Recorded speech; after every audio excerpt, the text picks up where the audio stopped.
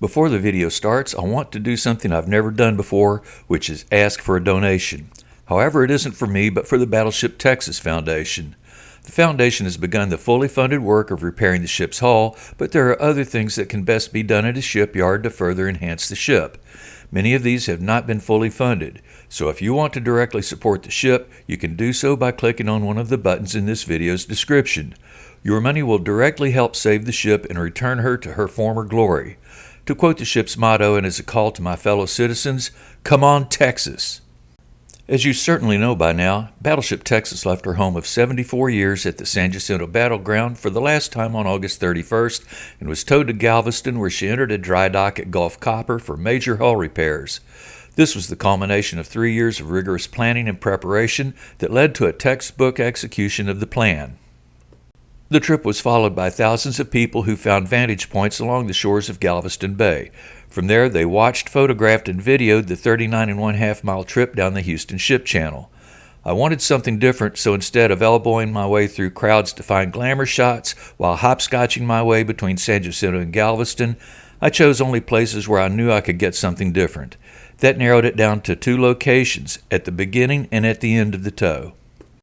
I want to warn you about one thing. I did not include a video of the ship being lifted out of the water. I spent 16 hours filming, and by the time I quit, it was 8 p.m. Although the ship was in the dock, I had no way of knowing when the lift would begin. All I knew was from a conversation with the person who managed the operation, who told me that they hoped to complete the lift as soon as 10 p.m. that day if everything went perfectly, or as late as 6 a.m. the next morning if they didn't. I simply couldn't wait for it. Besides, there are at least a couple of very good videos showing the lift if you care to search for them. Okay, let's get started. We'll begin at San Jacinto at about 5 in the morning and at the water's edge on the ship's port side. We'll then move to 2 other positions close by to watch her as she starts her trip. We'll then stop and leave San Jacinto once we lose sight of her beyond a point of land. So here we are. It's about 5:30 in the morning. We're probably half an hour to maybe 45 minutes away from the tow. We're sitting well behind the stern of the ship on the port side. If you look, you'll see a small tug has made its way up close to the bow of the ship. It appears that they're going to be pushing from up there. And then as we pan around, we have, that's as far as I can zoom in, but there's 2 tugs there, and then there's 2 more here. And they're a little hard to see because of all the background lights that just kind of camouflages them, but they are there. And so we're just here to watch things go by. Hopefully what we'll see is the ship will be backed out and the stern then swung around to face off in the direction you're looking in, and that'll have her pointing down channel, and then from there they'll tow around. And I'll try to follow it around as much as I can. By the way, I'm here with Steve and Andrew Bostic, a couple of other old volunteers. But up on the stern, I can't really zoom in any farther. There's a crew up there, and then we have a large tug backing up right now to the ship. I'm going to swing around just a moment because there's a tug that's repositioned itself here. So, and then there's another tug on the other side of this one that's now moving. So it's going to be interesting to see what we do. Now this looks like one of the big horses right here.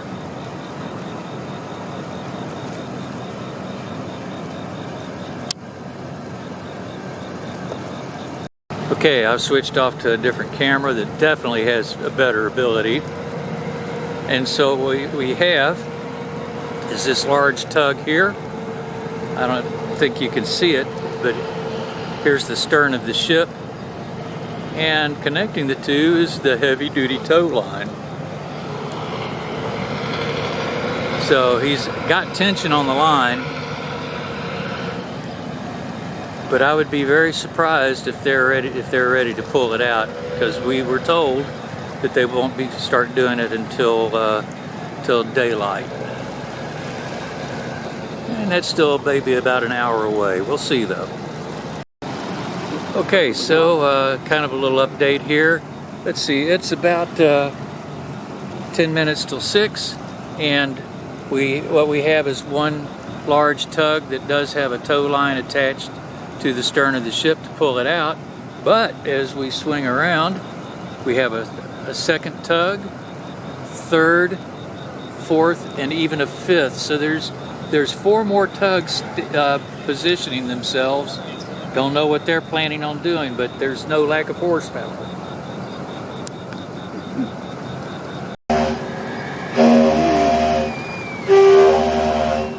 Well,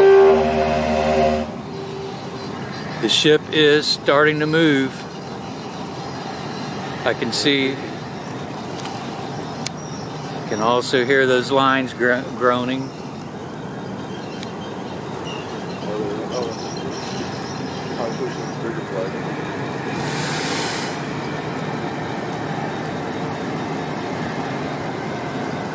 Well, I said it's starting to move. They definitely put tension on the tow line. It did move. Yeah, I think it moved a little. What we're doing is you can see those 3 orange lights in the background. We're watching the stern of the ship in relationship to those. And should be able to see if it moves even just a few inches. So I'm going to keep filming even if you hear us talking a bunch of nonsense.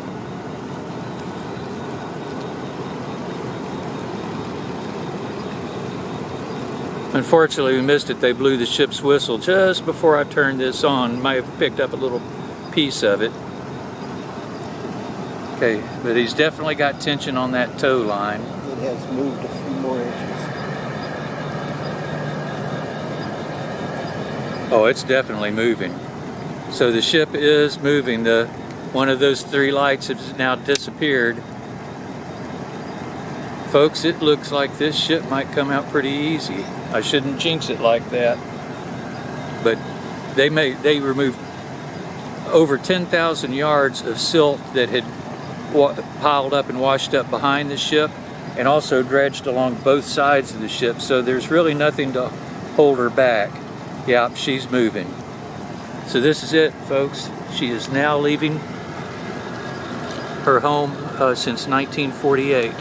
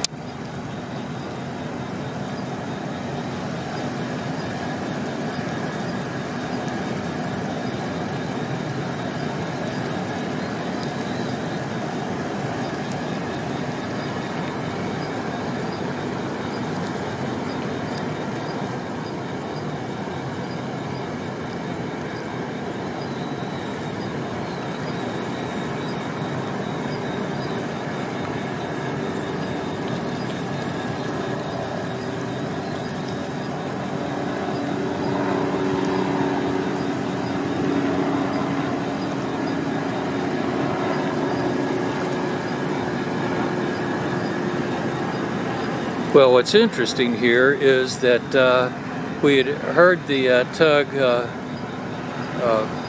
put the gas to its engines earlier, and based on what we're hearing now, they're not doing that, so they're making this a very, very gentle pull. Okay, they're just moving her out inch by inch. It could be that they're doing it to make sure that she safely clears the monopiles and what's left of the gangway on the other side. Okay, now we're hearing a little bit more power to the engines.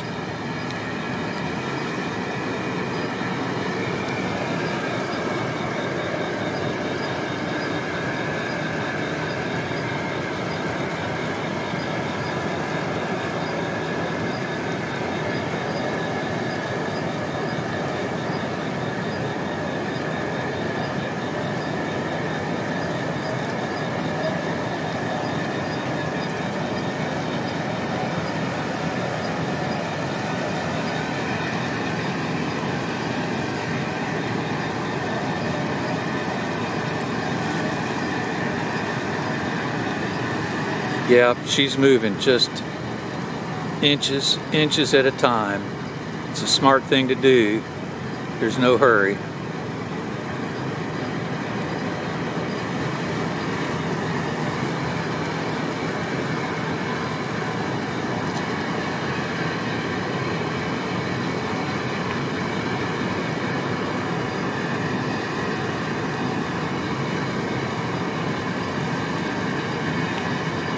So at this point, I would say that the ship has backed out probably about 10 feet from her original position. And this is where, in 1988, where they had the problem. There were some folks, the common wisdom was that what happened was that she was stuck in the silt and that it created a vacuum. But found out later on that what the problem was there was silt had built in behind the ship that they did not account for, and they literally drugged the ship over the top of that. Well, that's been cleared out this time, so there should not be any of those issues.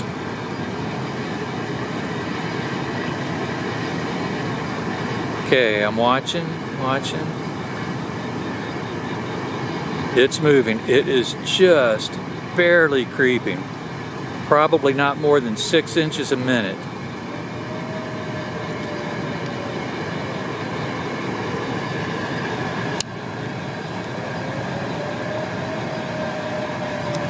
Again, here's that tug, just a single tow line.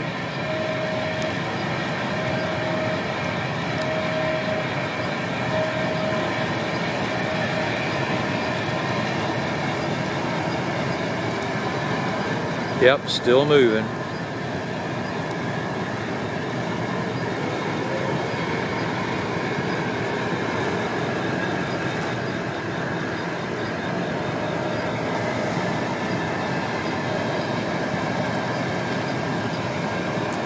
You can see that big electrical transmission tower, just barely see the flashing light on top of it. That's what I'm using as a gauge for whether the ship's moving or not.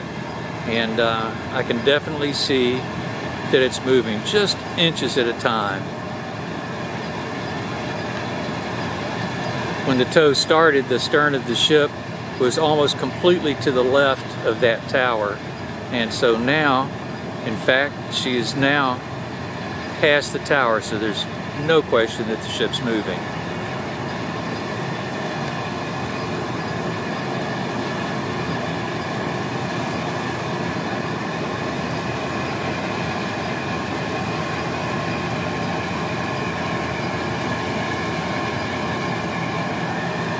Let's take a look up. So the tugboat that had run up to the bow is now in a position, it would appear that they might be able to get in front of the ship and push it. Now, having been up at the very stem of the ship, even down in the lower decks, you can see that the framing close to the bow is doubled up. Instead of the structural frames being 4 feet apart, they're only 2 feet apart. So, and it's in good condition, so there's absolutely no doubt that that hull can easily withstand being pushed on by that tug.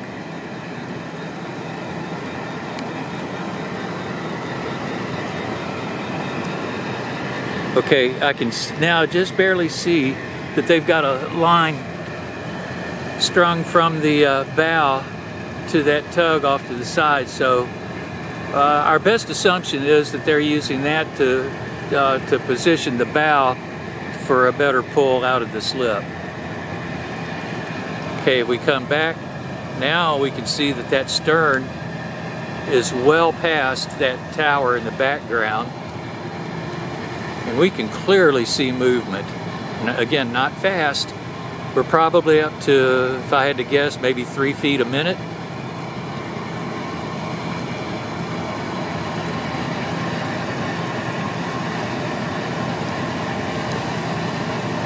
I think the key word here is patience. You only have one shot to get it right.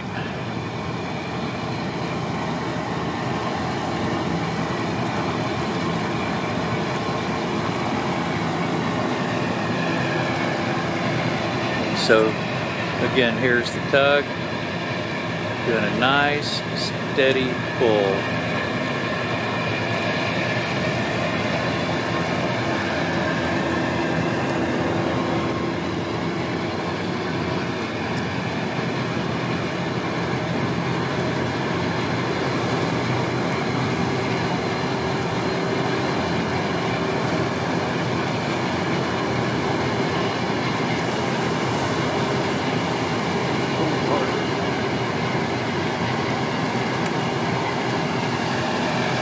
So he's got some side thruster action going on here. You can see that water really moving now.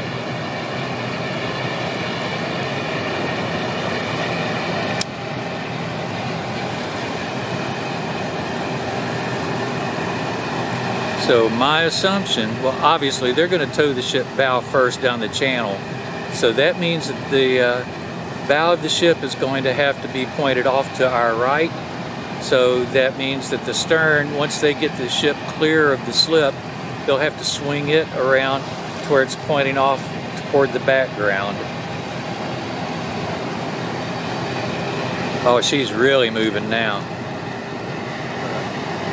The stern is The stern is higher in the water than ours. good point. Steve just said that the stern appears higher in the water, and he's right. I can see the marks are higher than they were. So apparently it's moving pretty freely. They're not having to pull as hard.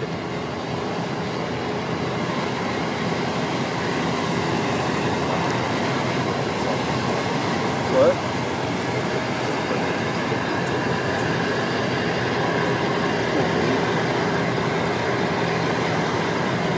Yeah, there's our beautiful battleship. She's definitely on the move.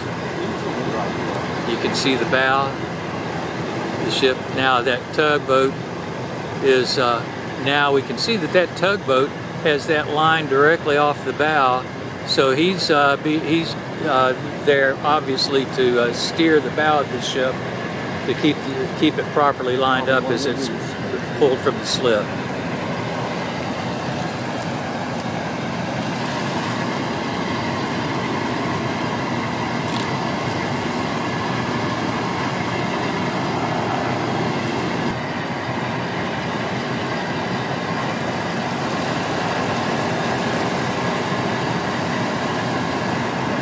Okay, as you can see, he's really moving the water.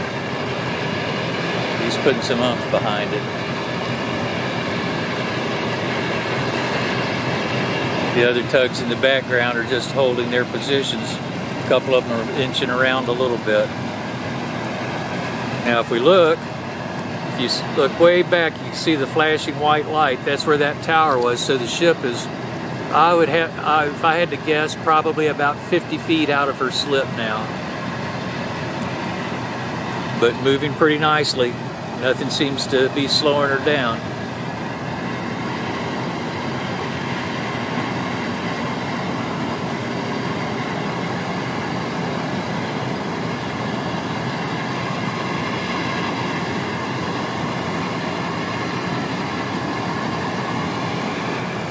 Up at the bow, the tug up there is repositioning herself. It's hard, since there's no other frame of reference in the dark, it's hard to tell whether, well, the tug's definitely moving. Okay, I'm going to swing back to the stern because the ship's still moving, but I can hear pops from that tow line. That's not anything dangerous, it's just stresses on it. Yep, the ship's still moving. I can see it moving.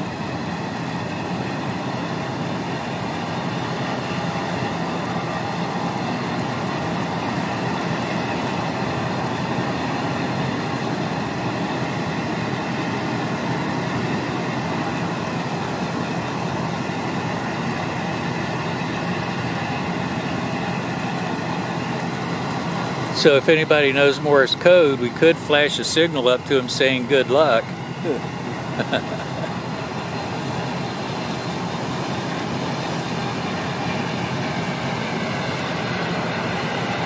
Tug's still pulling away. Doesn't sound like any really unusual effort. Just a nice steady pull. Oh, the ship's, now it would appear that she's really freed up. Swinging the bow.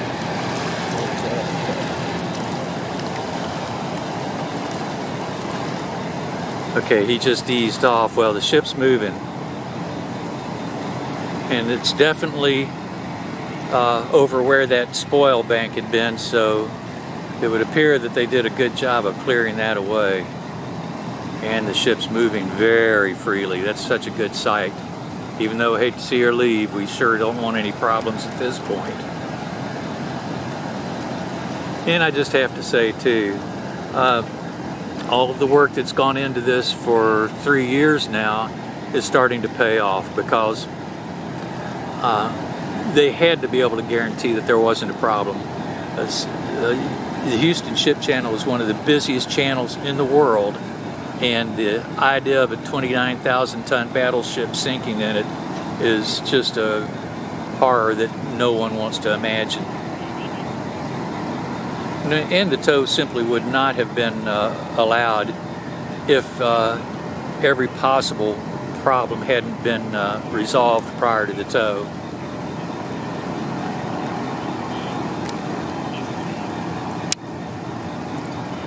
Ship continues to move. I'd say at this point, if I had to guess, probably about 15-20 feet a minute. So she's moving. Let's swing back up to the bow.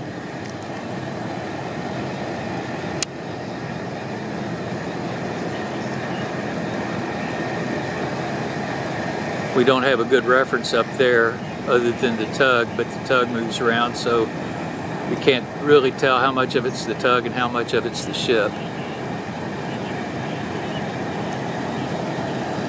But she continues to move.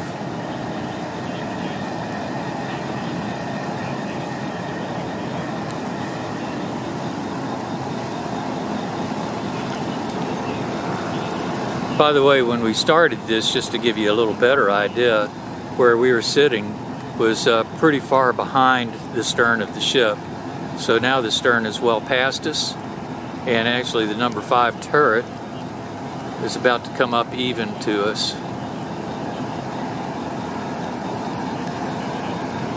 Okay, another tug is positioning itself now. So it could be that, well, I was going to say the tow might stop till they rig another line, but the ship's still moving, actually moving very easily.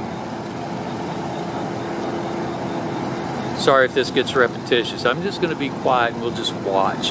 If anything happens that I even have a clue what I'm talking about occurs, then start talking again.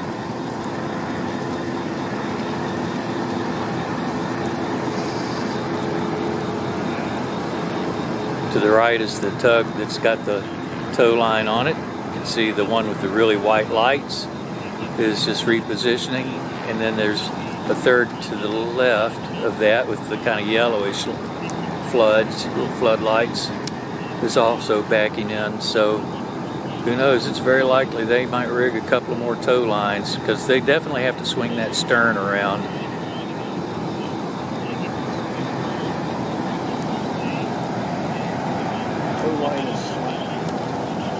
Okay, yeah, thank you, Steve. Yeah, they've slacked off. Oop, they just jerked it up tight again.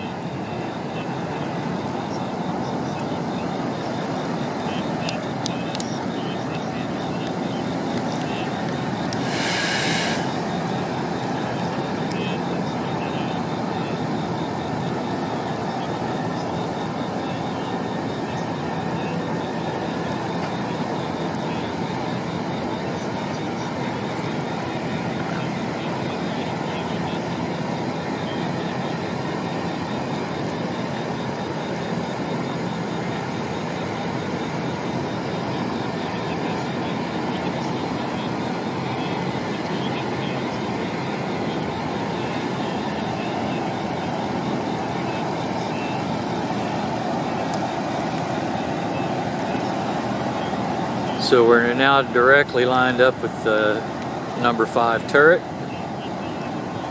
as you can see by the silhouette. And she's continuing to move very nicely. There's absolutely no resistance.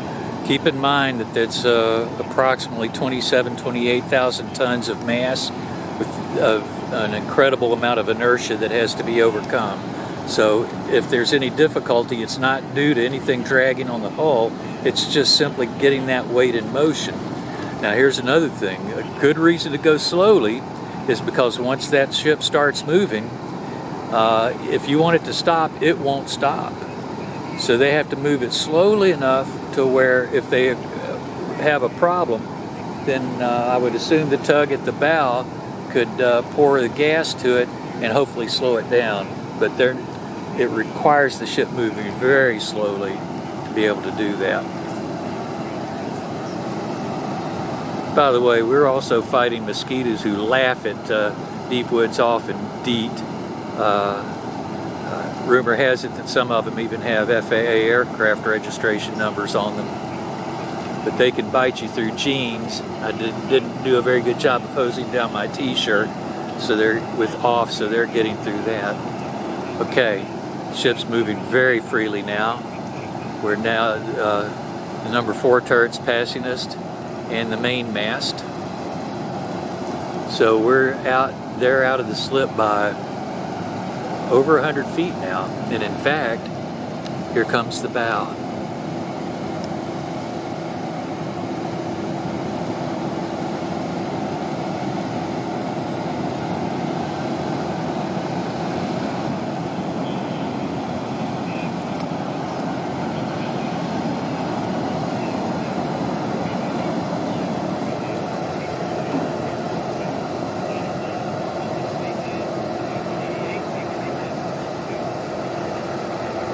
So this tow is going very differently than the 1988 tow, where it took them 10 to 12 hours to just simply drag the ship out of the slip. She's moving very freely and easily this time. Like they say, proper planning prevents poor performance.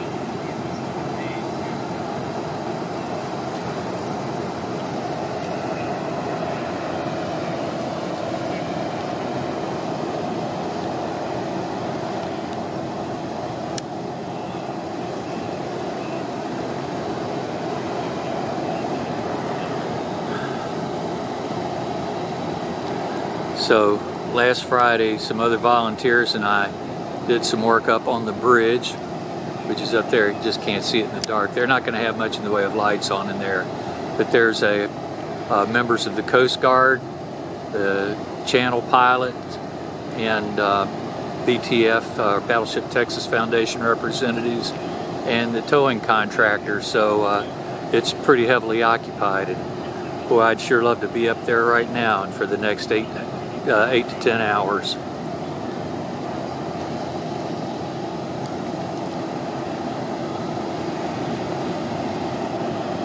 Okay, swim back around. It's easier to see. The ship's still moving out nicely. The main mast has passed us. That big square object is actually a big power generator brought on board. We can see somebody wearing a white hard hat just walking underneath the aircraft, the boat crane boom.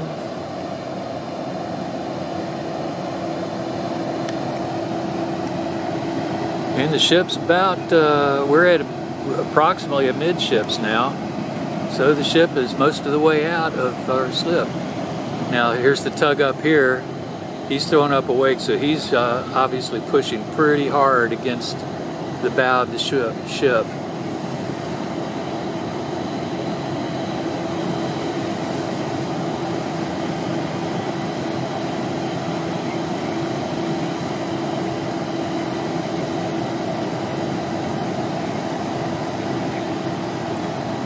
Ship continues to ease out. The two objects sticking up there, to the right is the aft fire control tower, and to the left, the larger of the two, is the smokestack. So we're directly over the boilers, or directly ahead of the boiler, across from the boiler rooms. Ship continues to move very nicely, very easily. See a little bit of water pumping out here and there, so they definitely have bilge pumps running. We're just really not too concerned about flooding right now. There's some water close to the stern that's pumping out at a pretty high rate.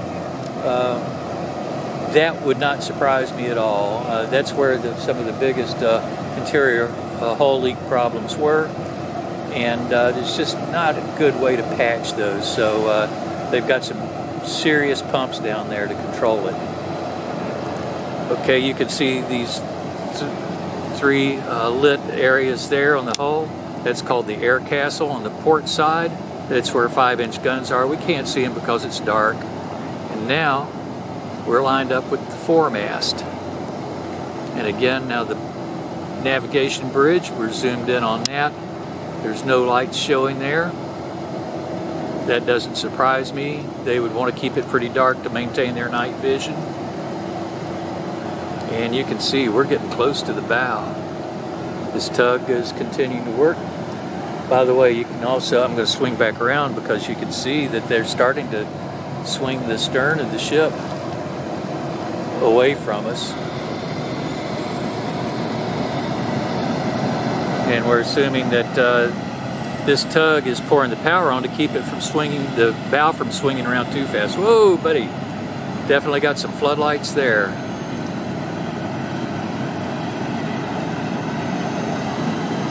So last time I walked the decks was Friday, and it's very likely that it'll be a year and a half before I get to do it again.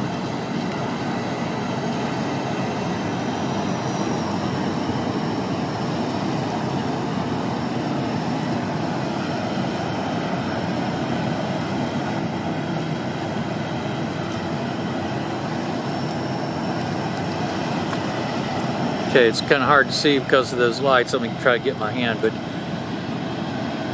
you might be able to see here and then over here.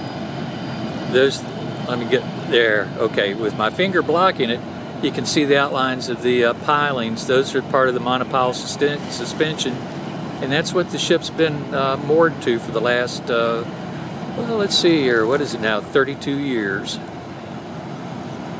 So we are absolutely leaving the slip now. This little tug's done a good job.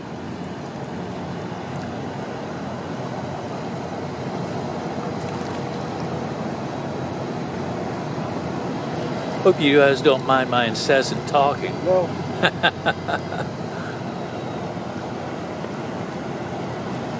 Watch this again later. Yeah.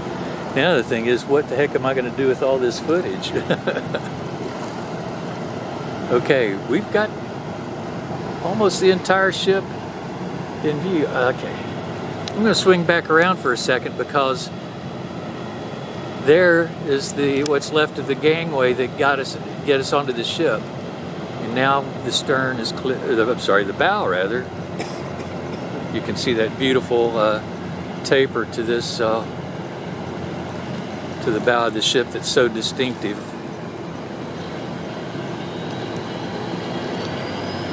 The 35 indicating BB-35, which was the ship's numerical definition. I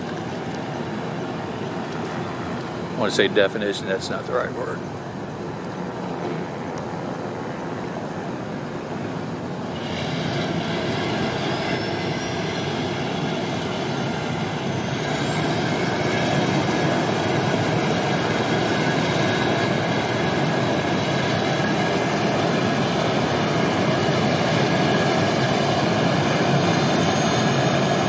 No problems here, folks. Just moving right along.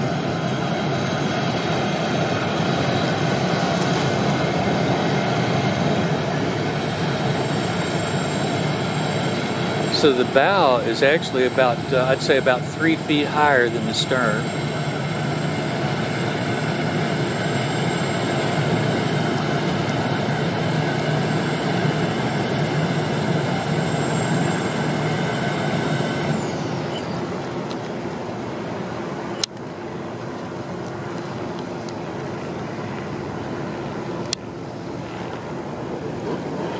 Yes, they are. Do what? He said that we're moving along right Yes, now. they are. Well, you know, there is a current in that channel that they're. I guess these tugs are here to get up and start pushing if they start losing control over with the currents in the channel. My guess, it's only a guess. But see, now they're starting to haul her around.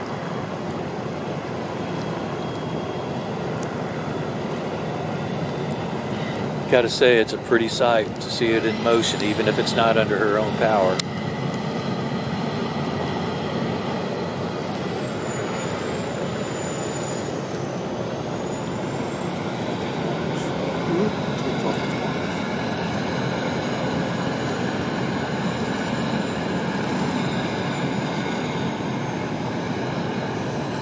You know what? It does look like the ship has a slight port list to it, maybe a degree or so.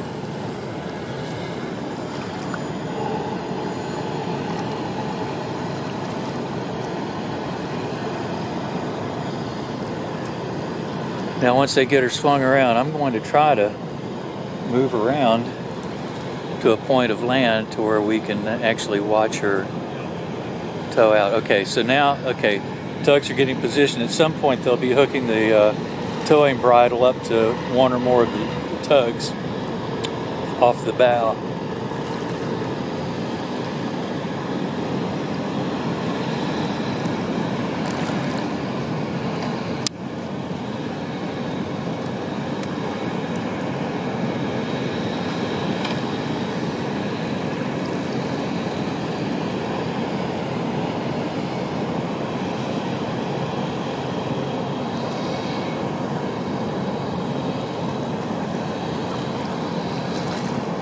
Empty hole.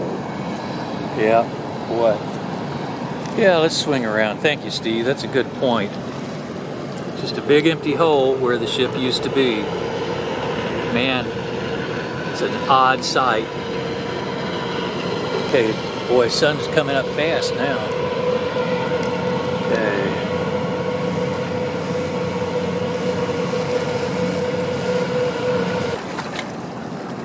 Okay, so we've moved around to a better position. As you can see, they've got her swung out into the channel. And sorry for the movement. Pointed in the right direction. And now they're in the process of attaching the tow lines to the bow. And she's about to start her 39.5-mile trip down the channel to the dry dock.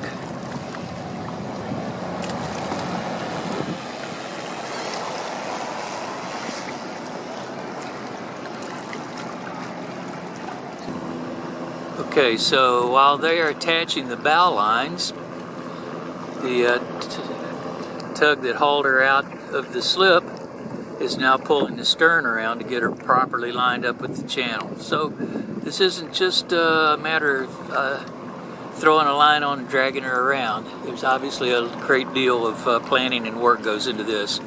We have yet another tug with the blue lights. They obviously determined an attaching point. There goes a cannon saluting the ship. But they're well positioned. There's another tug on the opposite side of the bow. So right now, just from what I can see, there's 1, 2, 3, 4, 5, 6 tugs in action. Okay, it appears that they've got the towing bridle attached. And this tug is now moving out rather smartly. Okay, the tow line is coming out of the water. So I assume he's going to slow down a little. You don't want to snatch that line.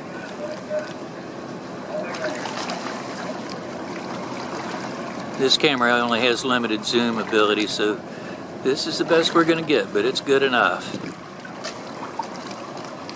Okay. So they've got 2 tow lines attached. And by the way, those lines are attached to the anchor chains.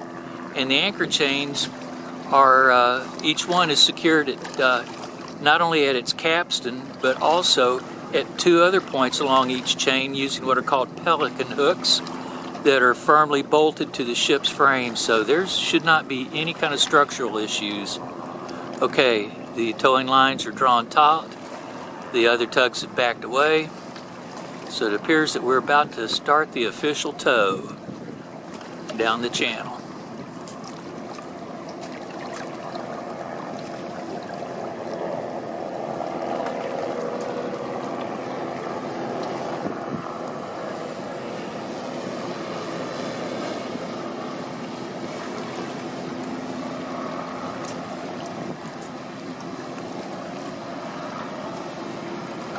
It's unfortunate you can't see that tow line, or if you can, it's not showing up in my viewfinder. Okay, they're letting out line because it's going taut slack as the tug moves away, so they're just playing out tow line. You definitely want enough there to where if there's a failure with the tug, the battleship doesn't overrun her. I'm sure that they'll keep tow lines attached to the stern of the ship too, just to act as brakes and to also position the stern. There goes the cannon again.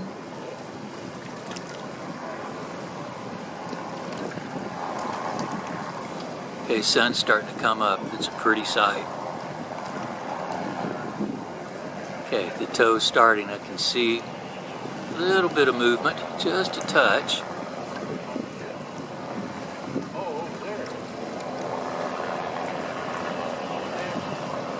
Okay, we got some folks coming up behind me here.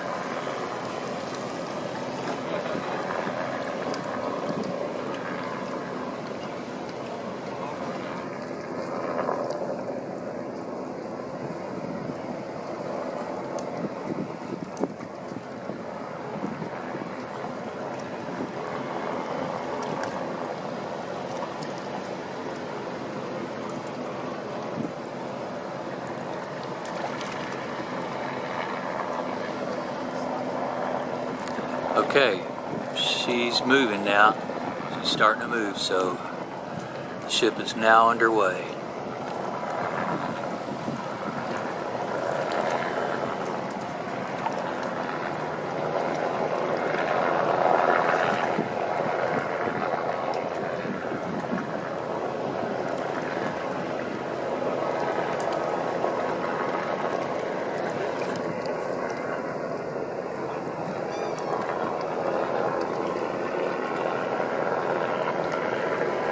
So it takes a little while to gather up some speed, just simply due to the immense inertia contained within the ship's mass. But you can see she is definitely moving now. You look at that large transmission tower behind, and you can easily see from that she's moving. Now, I understand that the maximum towing speed will be 6 knots. It's obviously up to the discretion of the pilot, but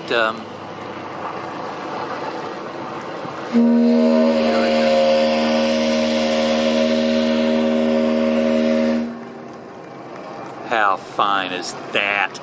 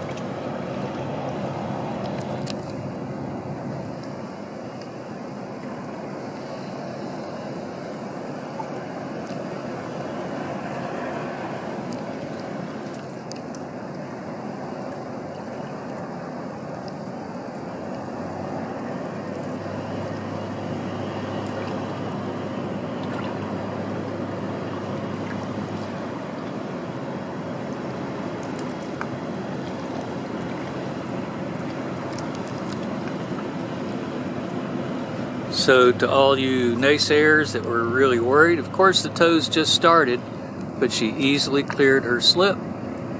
Nothing dragging her. Okay, now she's picking up some speed.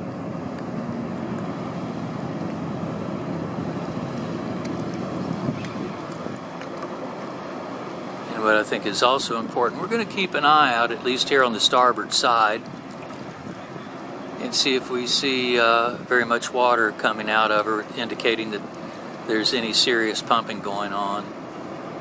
Now, there are a number of Valcor and other contractor crew down below, and they're going to be constantly moving through the ship, looking down into the lower trunks and spaces to look for any signs of flooding. Let's see. Yeah, there's a tiny, I don't know if we can get it or not, tiny amount of wake coming off of the bow. Not much.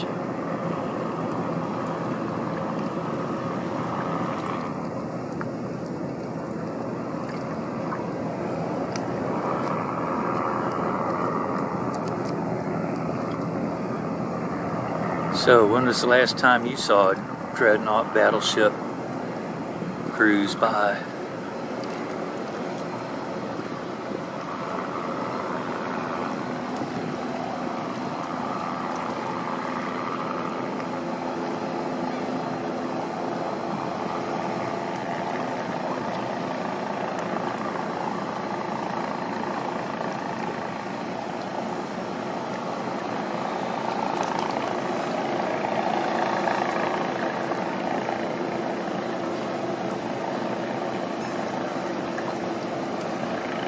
Kind of a sad moment for me. I've got over 20 years of volunteer experience on the ship, and it's like a pretty big part of my life is just sailing by.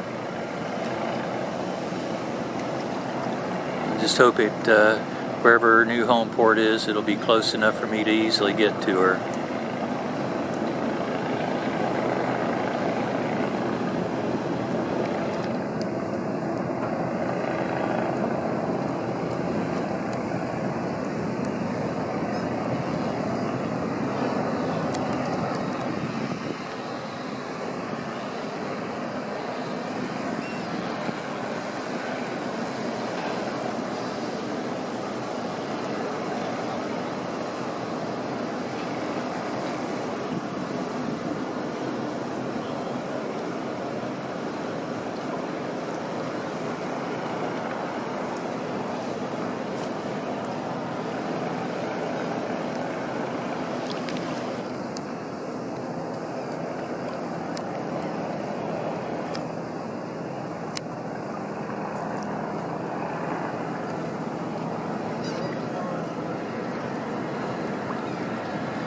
.579 feet of ship.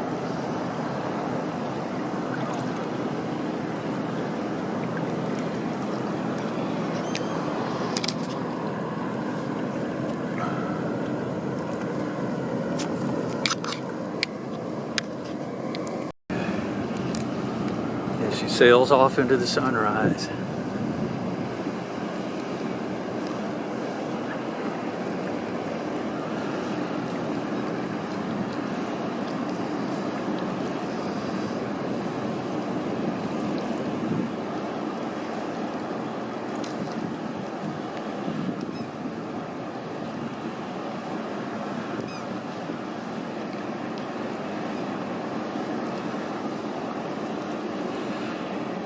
So it's interesting, they obviously have a large tug that's towing, but the tug that pulled her out of the slip is basically being towed or pulled backwards.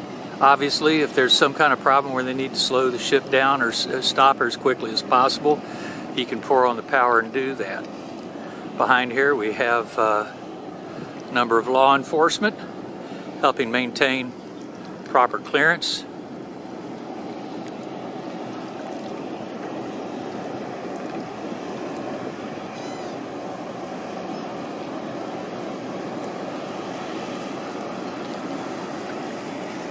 It's a pretty sight with the morning sun shining on her.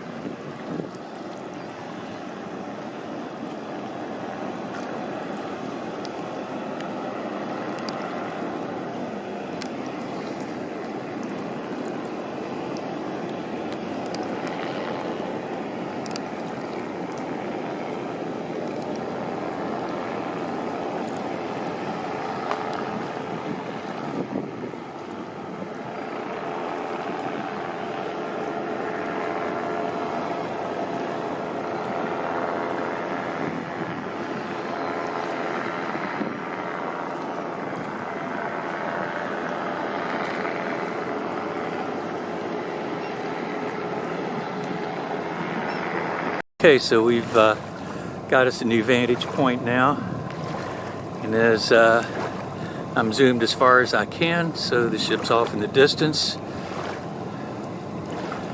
She'll be moving around the point. You see where the flashing lights are way back there. That's the point that she'll move around.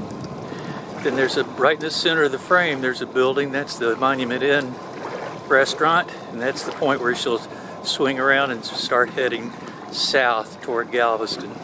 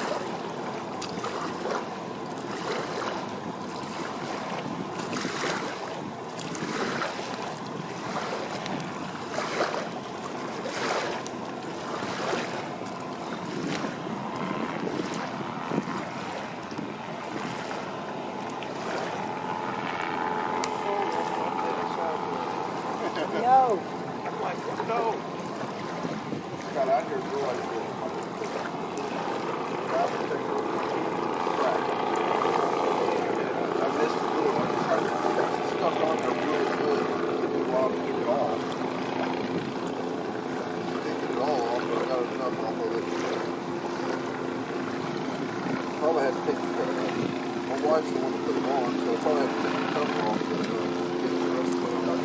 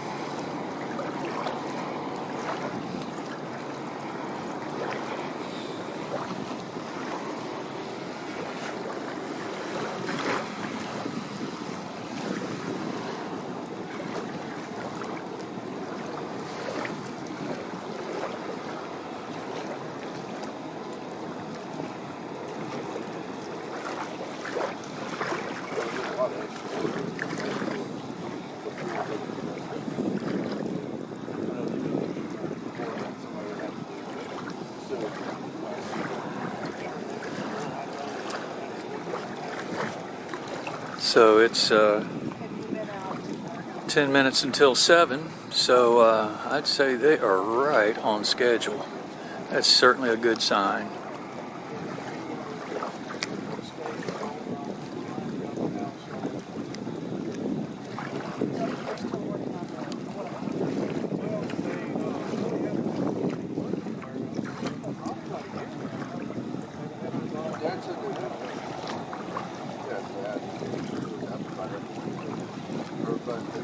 Okay, I recognize you now. It's your dad that's my dad, Steve, he didn't want to try and put us over. Oh, okay, He's back over that way. Yeah, he and I have been working on the Well, he pretty much comes out.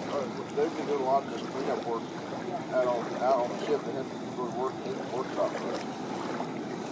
I don't think it's come out very often.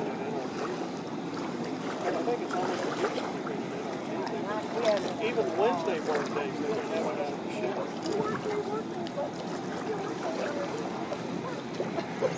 I work a lot of Saturdays when I'm not. Okay, the ship is starting to make the turn to go around the point.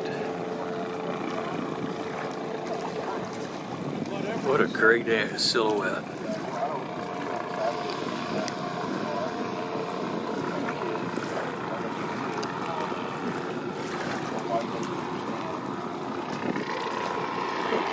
Sorry about that.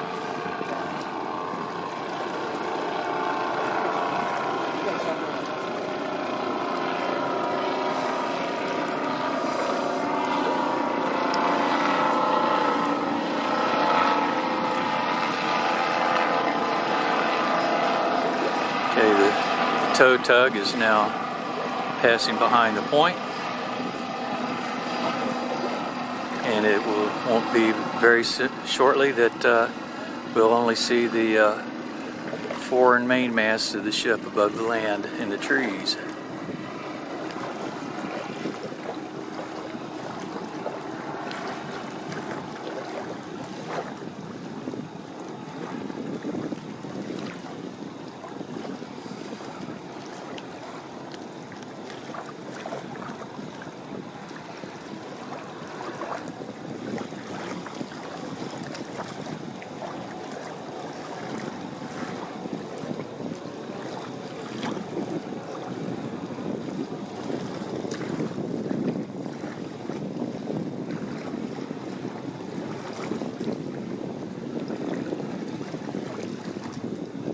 Okay, now the ship is starting to pass behind the land.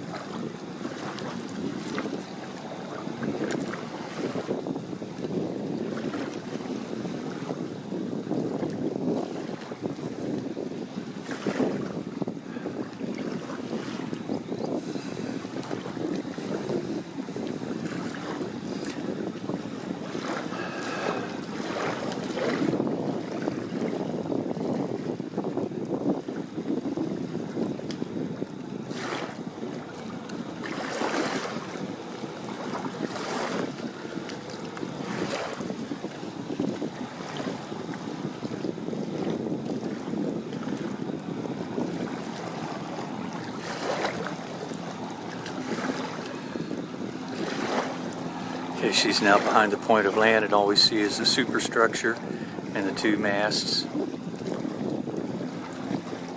And pretty soon she'll go behind this tree line to the right, and that'll be it for me at this location.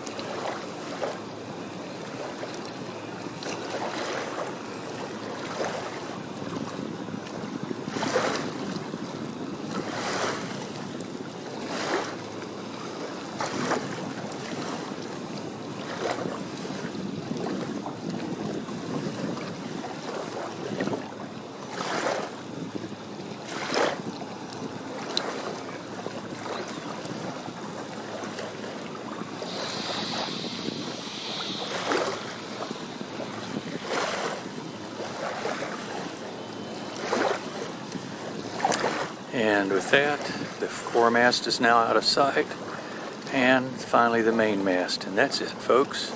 We'll reposition now, and we'll go down to Galveston and try to find a spot on Pier 20 that looks directly across from the dry dock. And that's where I'm going to kind of camp out for the rest of the day, and hopefully see her pulled in, and if things are going perfectly, maybe even see her being lifted up out of the water. We've now watched Texas leave San Jacinto for the last time and start her journey to Galveston. So it's time for me to pack up, get in the car, and drive to Galveston, where I'll set up on Pier 20 directly across from Gulf Coast Copper's floating dry dock. We'll start by showing a time-lapse video of the floating dry dock as it sinks. Think of the dock as a U-shaped ship with flat deck and two walls. The lower flat portion of the hull is the pontoon, and the two tall sides are called wing walls. All three sections are divided into scores of separate compartments that can be individually flooded by opening valves to sink the dock and pumped out by using scores of pumps. You can see in the video that it isn't entirely level as it sinks. This is because the compartments are flooding at slightly different rates, but that's okay. However, when lifting it with a ship on board, the dock is potentially very unstable unless pumping out the compartments is carefully controlled to maintain precise balance. Once the ship is out of the water and the dock is stabilized, all valves are closed and pumps are always on standby to counteract any leaks. By the way, the dock has to sink enough to allow about 30 feet of water above the deck to provide clearance for the ship to be pulled in. Since the channel is not deep enough to allow both the draft of the ship and the height of the dock's pontoon, a pit was dug below it to give adequate room for it to sink. So we're now going to move to a different spot where we can see the ship enter the Galveston Channel. Unfortunately, a lot of crowds had already shown up, but they certainly are as entitled as I am to be there. So we stuck around as long as we could, and then finally gave up and moved back to our original position where we could watch the ship go into the dock.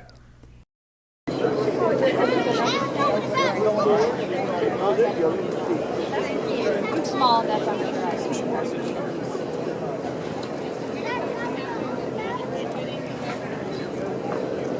So it's going to take a little while, maybe about 10 to 15 minutes for her to get fairly close to us. They're certainly being careful. Not an easy ship to tow. The news had it right. What's that? The news had it right coming around 3.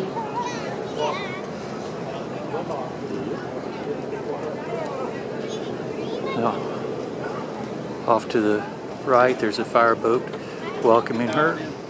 Baby, here she comes. You may hold you up so you can see. Yes, ma'am.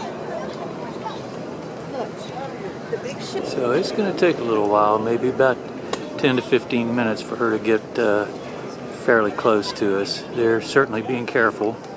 Not an easy ship to tow. The news had it right. What's that? The news had it right coming around 3.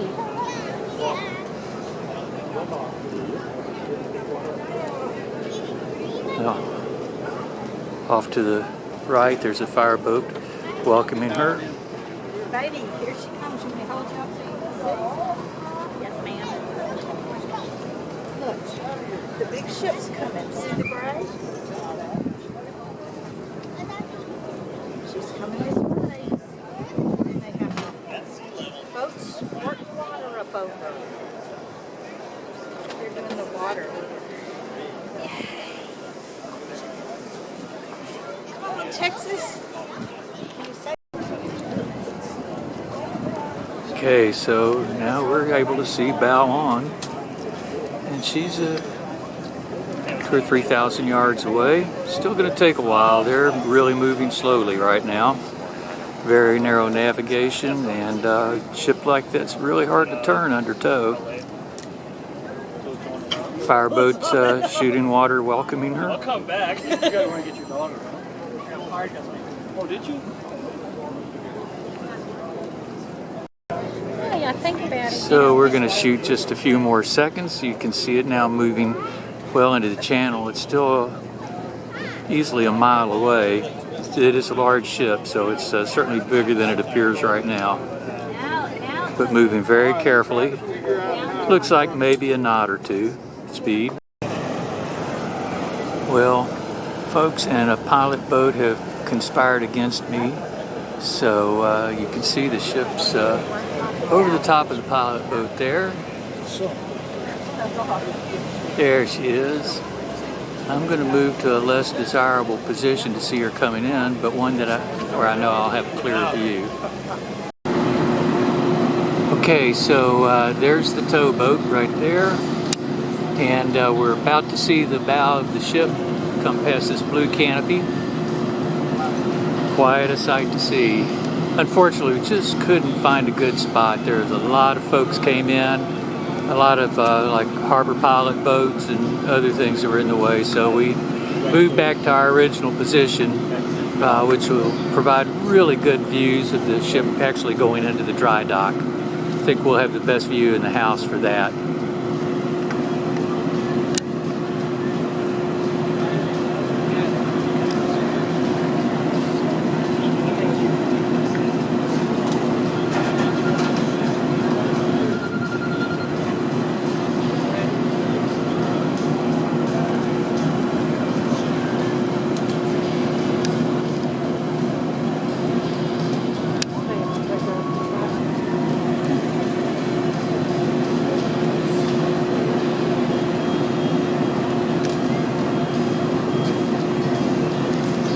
So they've just passed a line to a small tug at the bow. I'm not really sure where they're headed.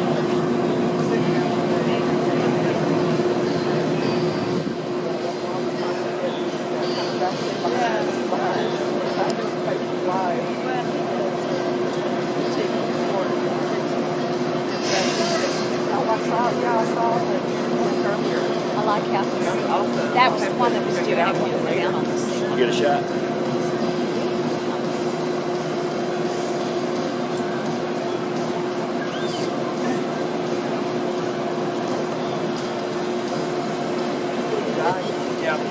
So this is where it gets a little ticklish. They've got to, of course, slow her down. You don't do that just by stepping on the brakes.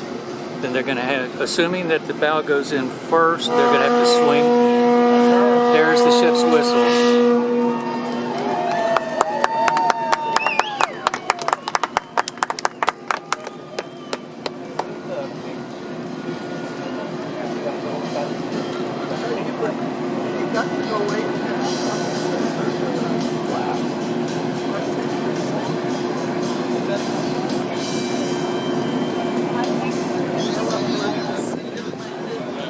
Does not look like it took on any water time. Looking good. She was a little bit down at the stern when she left, so that's not a big deal. Is that part of the ballast? No, the ballast is midships.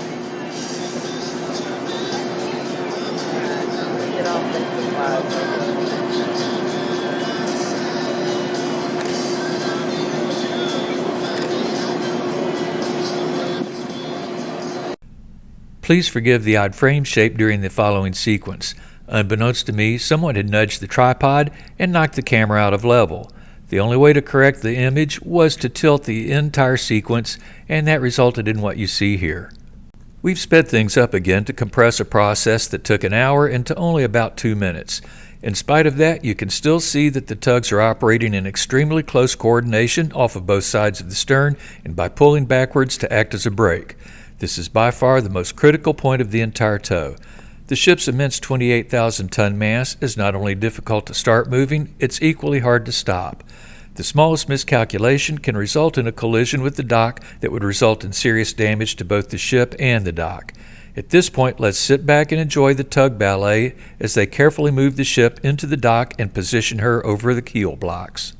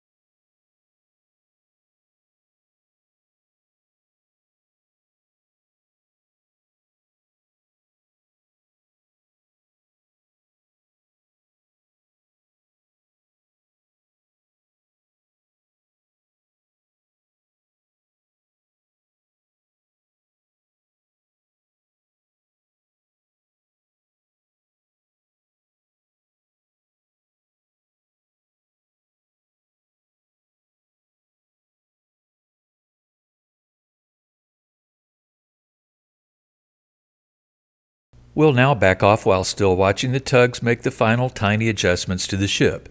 As you can see, the channel has been reopened to traffic now that Texas is in the dock and out of harm's way. The last thing is to sit and wait as the sun sets with the hope that the lift will take the ship out of the water while we're there. Unfortunately, that was a hope that was not to be fulfilled. However, it did give us an opportunity to visit with fellow ship lovers until it was time to pack up and go home. So there you have it, the two bookends for a very long day and very successful tow. The ship is now safely out of the water and work has begun that will add decades to her life. If you want to be part of the process and part of saving our ship, please feel free to donate to the effort. Whether it's $5 or $500, any amount will be gratefully accepted. You can find direct links to a cash donation page on Battleship Texas Foundation's website in this video description. You'll also find another link to the ship's store where you can purchase hats, shirts, and other items that you can wear to show your pride. Yet other donations can get you very special memorabilia and true collector's items. By the way, donations are certainly deductible.